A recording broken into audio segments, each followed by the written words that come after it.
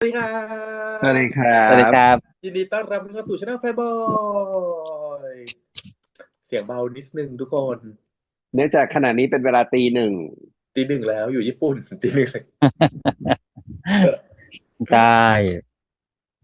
ก็ก็เอ่อสงกรานต์เราเอาเลิกษ์เอาชัยด้วยการนี่เลยฮะ รับโอนตรงมากก็เป็นกำลังใจเเนาะล็กๆให้เปิดรับปีใหม่ไทยอะไรอย่างอ่างี้ ไหนๆน้ำมันก็ลงแล้ว เราจะได้ไปเติมน้ำมันแล้ว ถูกต้องโอเคพาร์ทนี้นะครับเป็นการทำรีแคปเนาะแล้วครูเท่าโลกเลยใน EP ที่5นะจ๊ะทุกคนอืมมามามีคำถามฉันว่าก็ยังว่าสงสัยอยู่ว่าใบเขาเรียกอะไรนะใบใบประประกอบกอบวิชาชีพอือฮึ วิชาชีพจะเป็นต้องมีจริงเหรอจำเป็นสิเอางี้เอ่ครูเป็นวิชาชีพที่ต้องมีใบประกอบวิชาชีพอืมแล้วก็เหมือนไปประกอบโต๊ะศิลป์เนี่ยเหรอคือคือก็คือผู้ประกอบอาชีพครูนั่นแหละต้องออกโดยครูสภาอ๋อเหรอแล้วถ้าอซึ่งย่างนี้บรรดาครูอินเตอร์เนชั่นแนลทั้งหลายอืมคือจริงๆมันต้องมีนะเพราะก็คือสมัยคือตอนที่ป้าเรียนป้าเรียนหลักสูตรครุศาสตร์5 ปีเรียนคอืมรูห้าปีตอนนั้นคือเรียนจบ5 ปีแล้วเราเก็บวิชาครบเก็บกิจกรรมครบเราจะได้ใบประกอบวิชาชีพครูโดยอัตโนมัติสำหรับคนที่เรียนจบขนาดนี้แต่ว่าปัจจุบันคิดว่าน่าปัจจุบันหลักสูตรเป็น4 ปีเนาะไม่แน่ใจว่าจะต้องสอบไหมเหมือนที่ครูโซล่าต้องไปสอบอะไรเงี้ยอ่าอ่าอือ่ามอ่าอืมอะไรเงี้ยก็คืออ๋อ มันต้องมีเราก็ต้องต่ออายุด้วยอืมหรอตอนแรกอะเข้าใจว่าคือใครก็สอนถ้ามีความรู้ก็สอนได้เพราะฉะนั้นไม่ได้คสรูเป็นมัยก่อนฉันเลยมีความคิดว่าอ๋อก็ไม่เห็นจะจำเป็นต้องเรียนครุศาสตร์เลยก็แค่แบบคือเดี๋ยวเราไปเรียนจริง อะไรแล้วเดี๋ยวเราก็ไปเป็นได้เลยเรียนอะไรก็เป็นครูได้อันนี้ถามว่าจริงไหมจริงเพราะว่าสามารถไปสอบใบประกอบวิชาชีพครูได้แต่ว่ามันก็ไม่ได้ง่ายมันก็มันต้องไปไม่เหมือนเรียนอบรมสายตรงมาถูกไหมล่ะมันก็ต้องไปเก็บวิชาไปเรียนอะไรเพิ่มเติมอย่างเงี้ยเพื่อจะมาสอบใบประกอบวิชาชีพอือืมมก็เป็นพวกวิชาการถ่ายทอดอะไรที่เขามีบอกในซีรีส์ใช่ไหมว่าแบบถ่ายทอดยังไงให้เข้าใจอ่าการดูซึ่งเด็กอันเนี้ยอะไรแบบนี้ไม่แน่ใจว่าเอกชนบังคับหรือเปล่าอืมอันนี้บอกตรงเพราะว่าว่าไม่รู้แอบเห็นไงว่าเอาความรู้สึกง่ายๆคืออย่างมหาลัยเจ็กเรียนเนี้ย คอืรูมครูแขกครูพม่าครูใอ๋อ ดๆฟิลิปปินส์ใดๆมทั้งนั้นหาลัยน่ะซึ่งมหาลัยน่าจะไม่ต้องแต่ว่าประถมมัธยมถ้าเป็นรัฐบาลต้องแน่อ่าโอเคอืมเพราะว่าอืเพราะว่ามอย่างEP อย่างเงี้ยอย่าง EP เด็กประถมเนี้ยหลังๆมาๆก็เห็นเป็นฝรั่งก็เป็นหลักซึ่งมันก็ไม่น่าจะถูกผ่านในเขาเรียกอะไรนะผ่านสเต็ปของการสอบใบประกาศไอ้ใบไอ้เนี้ยใบประกใบประกอบอบใช่ไหมอันนี้ตอบมาดูว่าไม่แน่ใจว่าเอกชนต้องใช้ไหมแต่ว่าบางโรงเรียนอาจจะเป็นโรงเรียนนี้ก็มีระเบียบที่อ่าจะต้องใช้อะไรก็พอเงี้ยเข้าใจได้พอเข้าใจได้หรือจะเป็น requirement ของเขาเพราะว่าไม่งั้นตัวของครูพบเมฆไอต้องออกจริงอืมๆไหมเราเข้าจะเป็นใจในบริอ๋อบทนะ แต่ว่าอันเนี้ย ถ้ามันเป็นวิชาชีพที่มันต้องใช้จริงๆมันก็เข้าใจได้แต่อันเนี้ยแสดงว่าน่าจะต้องจริงๆไม่แน่ใจว่าเอกชนต้องใช้หรือเปล่าเพราะว่าถ้าเอกชนต้องใช้คิดว่าครูพบเมฆไม่น่ารอดในเคสนี้ถูกนึกออกปะถ้าเอเป็นโรงเรียนรัฐอรอดแล้วอืจบไปแล้วมจบแล้วมันไม่สิถ้าเป็นโรงเรียนรัฐมันก็ไม่มีตั้งแต่ต้นไม่เพราะว่าไม่ไม่สามารถเข้าควอลิฟไปได้ายเออเออพอพูดถึงเรื่องนี้มันก็เลยมาต่อเนื่องกับชีคูแป้งอ่าชีคูแป้งเข้าใจว่าเป็นตรวจสอบพอเป็นตรวจสอบเราชีแป้งเข้าใจในใช่ครูหรือเปล่ามุมของก่อนการตรวจสอบนะอาจจะอืมไม่ใช่ครูแต่ว่ามาทำหน้าที่เป็นตรวจสอบเอก็เป็นไปอได้เป็นออดิเตอร์ได้คืออ่ะบทบาทของครูแป้งมีทั้งเข้าใจและไม่เข้าใจอืมคืออ่ะทำไมเหมือนกับเรื่องนี้สร้างความเพื่อทานเรื่องการเป็นออดิตแล้วเรื่องการของการทำออดิตอะไรเงี้ย อันนั้นแหละค่ะลองไม่มาดูสิคะมันมันจำเป็นเนาะองค์กรใหญ่มันจำเป็นจริงองค์กรอะไรมันก็จำเป็นแหละในการตรวจสอบใช่ในถูการกถูกถูกในการตรวจสอบอืมแล้วยิ่งโรงเรียนที่มีหลายศูนย์อย่างเงี้ย มันจำเป็นที่จะต้องมาดูแต่ว่าหนึ่งเลยการที่ครูแป้งมาเนี่ย อันเนี้ยมันไม่น่าจะเป็นการออดิตเนาะมันน่าจะเป็นการอินสเปกการมากกว่าจับผิดมาดูแค่เรื่องเดียวที่ถูกร้องเรียนไปเพราะถ้าออดิตคืออ่าอ่ามันควรจะต้องมาดูทั้งระบบทั้งหลักอืมสูตรทั้งอย่างมากกว่าอะไรเงี้ยอืมอืม อืมแต่ว่าอืมคือแต่ว่าโอเคแล้วก็เข้าใจว่าอาจจะมีการเรื่องร้องเรียนของครูโซล่าเข้าหูไปก็เลยมาดูแล้วก็แต่ว่าบังเอิญมาโป๊ะเจอเรื่องของครูพบเมฆเข้าพอดี ทีเนี้ยอืมถ้าเราจำได้คือตอนเปิดตัวละครของครูจี้อ่ะครูจี้พูดเองนะว่าก็มีครูที่แบบผิดปกติในโรงเรียนอื่นของเครือแต่อืมส่วนใหญ่อ่าเข้ามาเพื่อช่วยเหลือ แต่เนี่ยอืมการมาขใช่องพี่แป้งอ่ะมันดูย้อนแย้งกับที่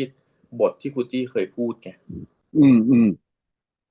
ก็คืออืม จะให้ไล่ตังนั้นจะให้ไล่ครูโซล่าออกหมจะให้ไล่ดครับออกใช่อืมคือฉันก็เลยตอนแรกอ่ะไม่เข้าใจตรงที่ว่าเอ๊ะมาสมมติว่าถ้ามาตรวจสอบจริงอืมปกติแล้วถ้าตรวจสอบแล้วเจอเขาต้องต้องมีสหเต็ปของลักฐานไหมการให้ไปปรับปรุงแก้ไขอืมก่อน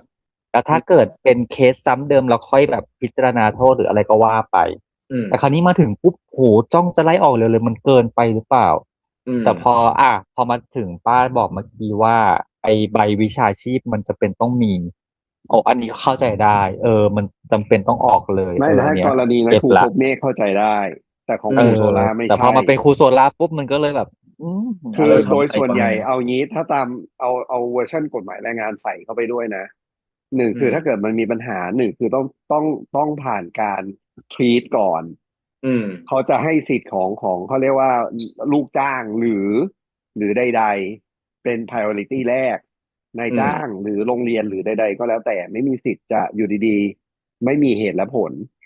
อืมอืมอันนี้ค่อนข้างชัด เพราะฉะนั้นอันนี้ก็อย่างเห็นด้วยกับป้าที่แบบมันมีความประหลาดในมีเรื่องของการความงงอยู่ดีๆก็อยู่ดีๆก็มาถึงแล้วปักธงเหมือนกับแบบฉันไม่ถูกใจฉันเหมือนฉันมีธงมาแล้วฉันแค่สอืมงสัยถ้าเวอร์ชันแล้วก็ สงสัยมันก็ต้อง verify พอ verify เสร็จแล้วจะต้องทำอะไรต่อ1 2 3แล้วก็มันดูคือเราว่าวันเนี้ยบทแอบมีความย้อนแย้งในตัวเองนิดนึงตรงที่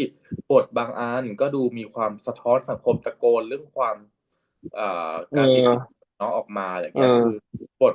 บางช่วงก็มีการเล่าถึงปัญหาสังคมที่มันเกิดขึ้นจริงแต่บทบางอันมันก็ดูแปลกเช่นบทคุณแป้งซึ่งโดยปกติแล้วอ่ะการทำอะไรการเกิดอะไรขึ้นอย่างเงี้ยมันก็ควรจะมีการตั้งกรรมการสอบสวนถูกอืมมันไม่ควรจะถูกชี้เป็นชี้ตายด้วยบุคคลคนเดียวอะไรเงี้ยถูก เอออันนี้แล้วโดยก็เลยแบบ ปกติแล้วเนี่ยเอาความเมคเซนส์อีกเล็กๆแล้วกันโดยปกติชีแป้งคือคนศูนย์กลางอืม ถูกไหมคำถามคือคอนแทคผู้ปกครองไงหรอ มีลาย มีหลายถูกไหมคือเซนส์ของความปกติมันผิดปอืมกติอ่ะเพราะถ้าถามว่าชีแป้งเป็นเฮดอยู่ที่นี่อืมมีมีการคอนแทคไปมาอืมไม่ได้เรื่องแปลกแต่นะวันนี้เอาอืมผู้ปกครองที่อยู่โรงเรียนนี้แต่ชีแป้งมาจากศูนย์กลางแต่สามารถพูลไลน์เข้าไปได้ทั้งกลุ่มแล้วอืเรียกมาเอมงคืออีหยังวะซึ่งเนี่ยที่บอกแหละว่ามันจะมีความเป็นแบบความเป็นซีรีส์วรรณกรรมเด็กอยู่อืมอืมอืมคืออย่าหาความสมเหตุสมผลขนาดนั้นน่ะอืมนึกออกอืปะมันจะมมันมีความแบบอะไรก็เกิดขึ้นได้โดดไปในโดดมาโดดไปโดดมาได้อยู่อะไรเงี้ยเพื่อให้มันเกิดคอนฟ lict ของตัวละครเกิดขึ้นแต่ว่า อืมมันก็อาจจะต้องมีความแบบเนาะเข้าใจได้มากกว่านี้นิดนึงในบางเรื่องเออ อืมอืมแต่ว่าอันเนี้ยน่าคิดแล้วก็เราก็จะเห็นวิเห็นด้วยธีการเราจะเริ่มเห็นแพทเทิร์นของครูของพอสดชื่นเห็นไหมทุกอย่างโทษตัวเองเข้าตัวใช่ป่ะเข้าตัวใช่เข้า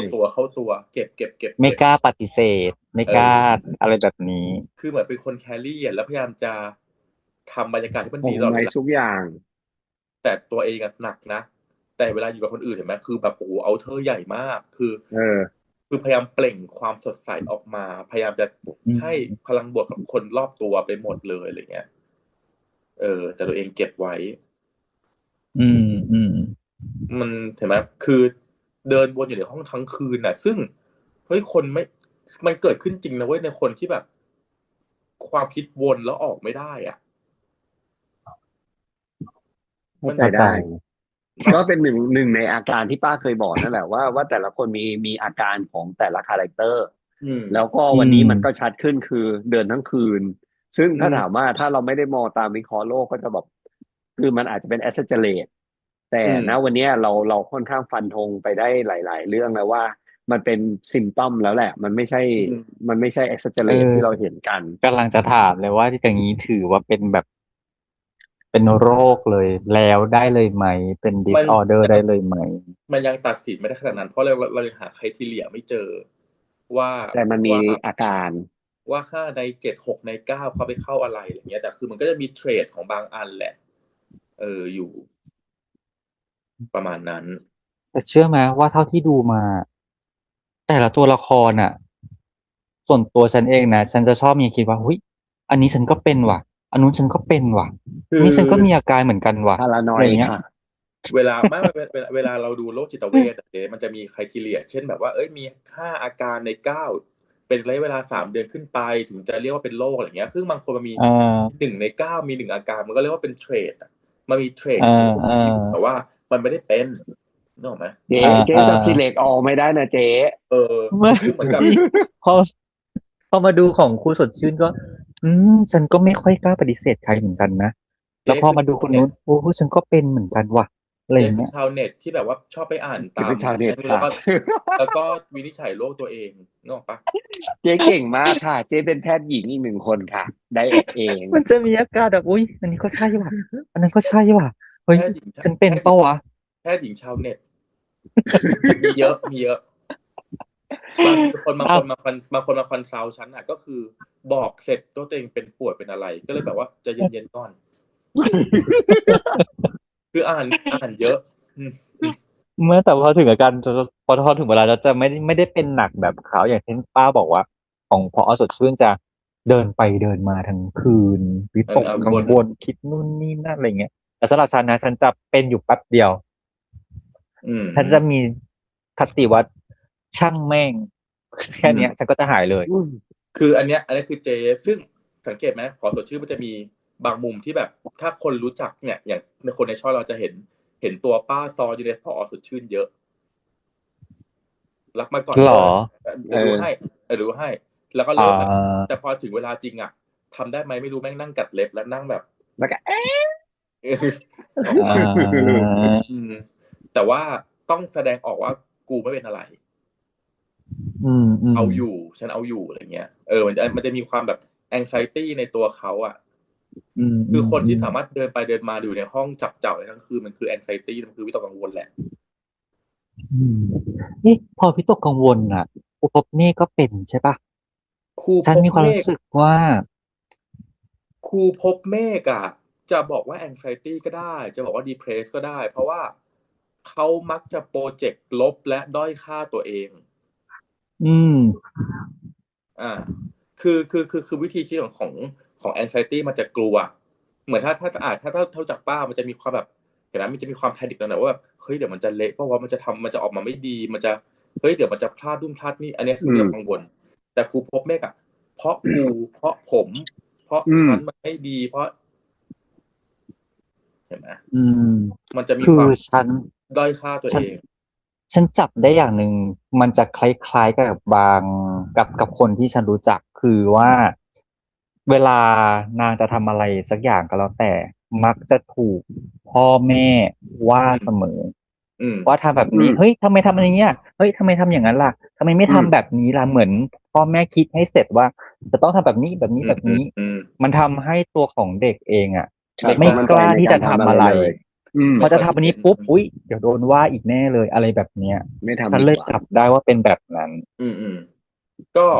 ครูพบเมฆมันก็ดูได้ทั้งสองทางแหละว่าเป็น anxiety ไหมหรือเป็น depressed อะไรเงี้ยซึ่งแต่ครูพบเมฆก็ถึงบอกว่าก็เป็นเทรดแหละยังดูไม่ค่อยชัดเพราะว่าเรายังไม่ได้เห็นความคิดฆ่าตัวตายหรืออารมณ์เศร้าของเขาเยอะๆถูกไหมล่ะอืมอืมคือมัน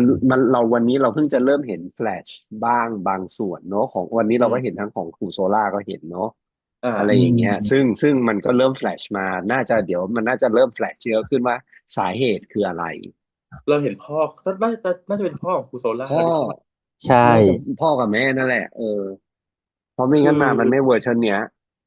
เราว่าบางทีซันอาจจะต้องซ่อนตัวเองอืมหรือไม่ก็การที่ซันออกมาเพื่อจะแก้ปัญหาอะไรบางอย่างในชีวิตอะ ณวันที่เขาเป็นซันเรื่องบางเรื่องมันอาจจะแก้ได้ง่าย อืม เนี่ยแล้วพอฉันเห็นฉากเมื่อกี้ฉันก็จะนึกถึงฉันอีกแหละว่าแบบอุ้ยทำไมเหมือนฉันเลยอะไรอย่างเงี้ยยังไงคือ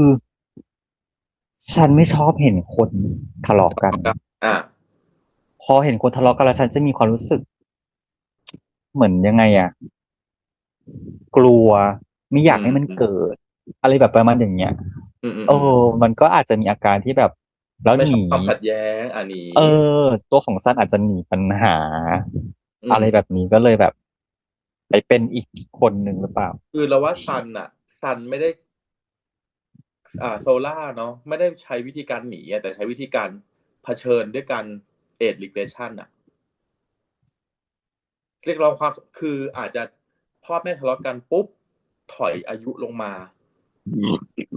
ทำตัวเด็กเพื่อให้อ๋อเหรอพ่อแม่หยุดเก็ตปะคือเราจะเห็นเด็กบางคนอย่างนี้เราเปรียบเทียบง่ายๆเนาะเด็กบางคนแก้ปัญหาด้วยการปวดท้องแก้ปัญหาด้วยการแกล้งป่วยพ่อแม่ทะอืเลาะกันมโอ้ยฉันป่วยฉันเป็นลมพ่อแม่หยุดทะเลาะกันแล้วพอืมอโตอ่ามาพอเกิดปัญหาอะไรปุ๊บกูเป็นลมนึกออ่าอกปะอ่าแล้วมันเป็นลนึกออกมจนเป็นจริงอ่ะ อืมเออเหมือนกันเลยเอลิเกชันคือแบบนี้พอทีพอเข้าใจแพทเทิร์นหรือยังว่าอืมเออเอ้ยมันคือวิธีการแก้ปัญหาที่อืใช้มอืมซ้ำๆมาจนไม่รู้ตัวอ่าเออก็เป็นไปอ๋อได้เหมือนฉันเคยเจอคนที่แบบว่าพ่อแม่ทะเลาะกันแล้วเด็กจะร้องไห้จะร้องแล้วเสียงดังจะหยุดขึ้นมาอีกเพื่อที่จะเหมือนพ่อแม่ให้กบได้ยินแล้วจะได้หยุดจะได้หยุดอะไรแบอ่าบนี้เออแล้วพอโตมาจะใช้แพทเทิร์นนี้ซ้ำๆเช่นลูกน้องไม่ทำตามให้ไม่ตั้งใจก็จะแวดเสียงดังเพราะมันเชื่อแล้วว่าการเสียงดังมันได้ผล จะทำให้ผลอืมเนี่ยอันเนี้ยคือแพทเทิร์นของ defense mechanism ที่ป้าพยายามอธิบาย ซึ่งแพทอืเทิร์นของ ม school solar คือถอยอายุอืมเอ๊ะถ้าพอถอยอายุฉันก็เลยมี question ว่าอันตอนที่แฟลชแบ็กเมื่อกี้อะถ้าสมมติว่าเป็นตอนเด็กตอน7 ขวบอะอืมแล้วมันจะถอยอายุแบบไหนก็อาจจะถอยให้เด็กลงทำไม่รู้เรื่องไปเลยไม่รู้อันนี้ยังตอบไม่ได้คืออ๋ออย่างอ๋ออ๋อที่บอกว่าอ๋อไม่สิเพราะว่าถ้าถอยณตรงนั้นมานั้นมันอาจจะเป็นเมมโมรีตอนนั้นแต่ว่าณปัจจุบันอืมมันเป็นการถอยกลับไปตอนนู้นไงเจ๊อืมแต่มันเอตอนเด็กมันอไม่ได้ถูกมันไม่ได้ถอยไปไหนอีกไงเพราะเนื่องจากอืมันเป็นเหตุมการณ์ที่เกิดขึ้นณตอนนั้นไงมันอ่จะเป็นเมมโมรีาที่เกิดขึ้นมากกว่าคืออย่างที่บอกแล้วว่าเขาสร้างตัวละครของครูโซล่าได้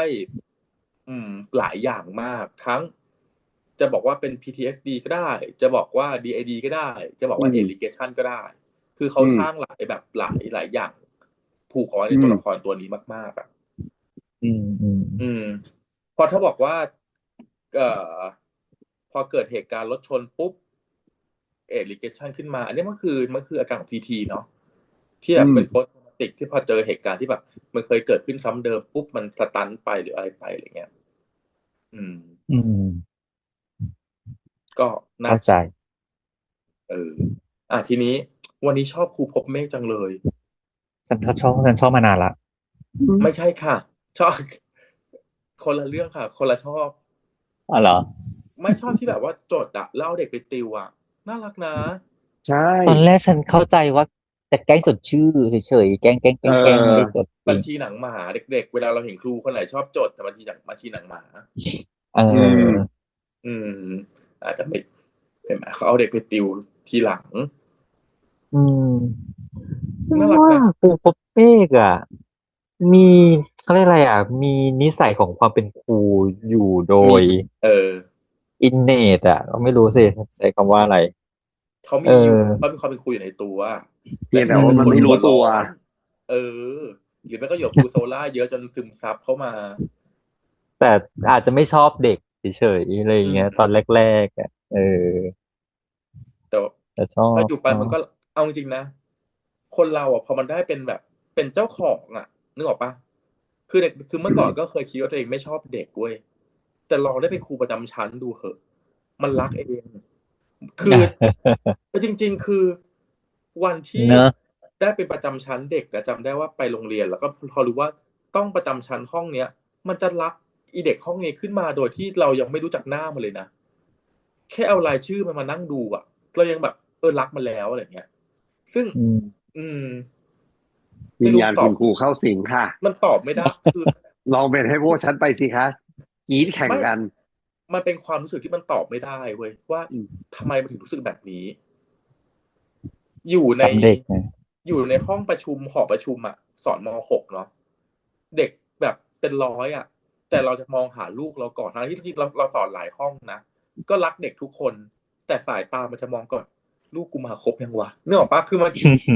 มันจะมีความอย่างเงี้ยอยู่แล้วอะคนเป็นครู อื อะ ม แล้วยิ่งได้ประจำชั้นด้วยอะมันจะค่อยๆซึมซับความรักเข้าไปโดยที่เราไม่รู้ตัวแหละ แบบไม่มีเงื่อนไขจริงๆนะมันคือความรักของครูมันเป็นหนึ่งในความรักที่แบบ ไม่ได้มีเงื่อนไขไม่ได้ ก็ห คา วั ด ง หวัง ดีกับศิษย์เนี่ยเนาะถูกไหมล่ะ มันรักของมันเองอะไรเงี้ย อืม ก็คิดว่าครูพบเมฆก็น่าจะเป็นอย่างนั้น เพราะว่าเมื่อก่อนเขาไม่ได้ประจำชั้นนี่ ถูกปะ ถูก ใช่ แต่พอวันเนี้ยเขาต้องมาทำหน้าที่แทนครูโซล่าพอได้แบบ ต้องดูแลต้องประจำชั้นห้องเนี้ย มันก็รักของมันขึ้นมาเองอะ เข้าใจ ดี ส่วนฉันชอบซีนซึ้งตอนสุดท้ายอะ เสื้อแดงแรงฤทธิ์ ยาย สาม ซัน คน ที่ยายซันแบบเฮ้ยวันนี้ลุง อะไรนะเหนื่อยมาเยอะแล้ววันนี้แบบเฮ้ยเป็นเด็กดีซักผ้าเองได้อะไรอย่างเงี้ยเฮ้ยพอ คือ แบบเจอเด็กที่มันเยียวแล้วพอถึงวันหนึ่งมันแบบเป็นแบบนี้นะ มี น้ำตา น้ำตา ซึมเหมือ ร่วน ง กัน นะ นะ มันโต เอาจริงๆ ตอนที่เดินออกมาแล้วถือตะกร้ามาทำไมโตขนาดนี้วะ มันไม่7 ขวบแน่ๆ คือเรารู้สึกได้ว่ามันไม่คือตอนเดินออกมานะ แล้วนิ่งอ่ะตรงลงใครวะ เลยด้วยซ้ำไปนะ แต่โอเคเราเห็นเสื้อเรารู้ว่ายังไงยังเป็นซันอยู่ แต่แบบทำไมนิ่งขนาดนี้วะ แล้วมันไม่มีความเด็กหายไปอ่ะ แล้วซึ้งนะพอซึ้งเสร็จปุ๊บแล้วยิ่งครูพบเมฆมาขอกอดตีนนี่โอ้ตายเลย เจอครูพบเมฆกอดแบบเติมเด็กอ่ะเด็กขวบคือไม่ได้กอดแบบที่กอดโซล่า ใช่ มันคือกอดไอ้เด็กไอ้เจ้าซันที่มันเหี่ยวๆเนี่ยไอ้เด็กคนเนี้ยไอ้เด็กแสบคนเนี้ย แต่ชอบซีนอย่างเงี้ยคืออย่างที่บอกไปในคลิปรีแอคอะว่าดทำซีนแบบเนี้ย ชอบอะทำดีอะ เข้าไปเข้าไปในกระจกเนาะจะมีโซล่ากอดอยู่อีกชั้นนึงอ่ะมันดีว่ะ จริง แล้วคือได้กำลังใจขึ้นเป็น2 เท่าคือ วันเนี้ยพบเมฆเขามีซันเป็นอีกคนหนึ่งอ่ะ มี คือเขา กำลังใจอ่ะ ได้จากทั้งไอ้เจ้าซัน7 ขวบ แล้วก็ได้จากโซล่าคนรักของเขาอ่ะ แรกๆเป็นภาระแล้วไม่ลงตัว หลังๆมาก็รักไปโดยปริยายเหมือนป้าบอกนึกออกไหม แต่ตรงนี้มันก็มีประเด็นอีกนิดนึงตรงที่ซันเป็นคนยื่นกีตาร์ไปให้ซ้อมตอนแรกที่ฉันดูฉันยังคิดถึงคือถ้าตอนแรกยังเข้าใจว่าเป็น DID อยู่นี่คือแบบยื่นมีดให้ทิ่มตัวเองเลยนะ คือให้ฆ่าตัวเอง ฆ่าตัวเองเลยอ่ะ คือ โอกาสที่เขาจะออกมาโลดแล่นมาเล่นกับเพื่อนๆในเด็ก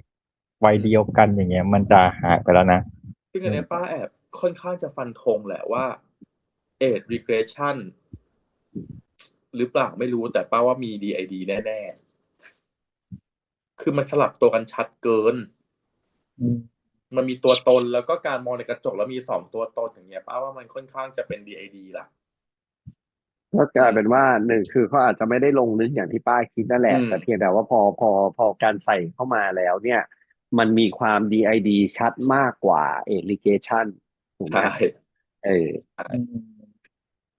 ประมาณหนึ่งเลยแต่ก็ชอบอยู่ดีจะ whatever จะอะไรก็แล้วแต่คือมันไม่ต้องตะโกนออกมาชัดก็ได้หรอกว่า คือไม่ต้องไปจัดหรอกว่าตัวละครเป็นอะไรเพราะว่าตัวละครอีก3 ตัวที่เหลือที่ถ้ามันนับฟูจิเนาะที่เขาเป็น OCD ชัดเจนอ่ะเราก็ตอบไม่ได้ว่าพี่สดชื่นกับตัวของพบเมฆจริงๆเป็นอะไรอะไรเงี้ยแต่แค่มีเมคานิซึมที่ไม่ปกติแล้วกันเหมือนกันมีฉากไหนอีกวันนี้มีฉากไหน ก็ หรอ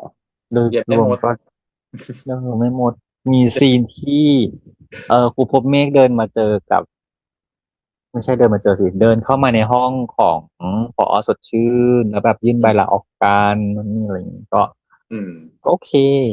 ซีนมันปรับโทนสีลงให้มันเห็นเลยว่าฉากคือนี้มันรู้เลยเป็นซีนว่าปรับที่แบบจนมืด โทนมันดาวอืม อะไรแบบนี้ แล้วรู้เลย การ ว่าดั มั บ น แส ก็ งอ่ะ สื่อได้ อืม เราสัง เพ เกต ราะ ว่า ซีนอื่นมันสดใสหมดเนี่ย ใช่แต่ว่าการมาของคุณแป้งอ่ะชีจะมาสีเดียวกันเห็นป่ะคือคนคนนี้คือมาเพื่อวัตถุประสงค์ชัดๆอ่ะคือมันเดรสอัพฟูลคิวมากๆอ่ะแต่ชุดนางสวยทุกชุดเลยนะ จุดนางสวยแต่นางจะมาสีเดียวไงเห็นไหมมันจะชัดแต่เป็นตัวละครที่แบบชัดเข้ามาเลยอ่ะมันจะแหวกมาจากชาวบ้านเขาอ่ะเดินเข้ามามีความปฏิปักษ์อยู่อ่ะ ครูแป้งค่ะ เชิญไปซ้อมเรื่องคอนเสิร์ตดีๆค่ะ ครูแป้งอยู่ในกลุ่มไหนนะกลุ่มเท่หรือก ค ลุ่ม รู เซ็ก แป้งอ ซี่ ยู่ในเอ่อกลุ่มไม่รู้ บอกไม่ถูก นางเป็นได้หลาย ไม่ที่เขาจับฉลาก หลาย กัน แบ อะ บอ๋อ ครูแป้งก็วันนี้จริงๆเนื้อเรื่องมันก็ไม่ค่อยได้มีอะไรเนาะแต่ก็นั่นแหละ ก็มีเรื่องที่คุยได้หลายอย่างเหมือนกันเนาะ แต่ มันก็เห็นความเบลนด์นั่นแหละว่าเอาจริงๆส่วนหนึ่งบนสเตจที่แบบว่าในบรรดาคุณครูที่ออกมาตอนออกมายอมรับความจริง อันนั้นก็ดีนะ คือภาพมันก็เห็น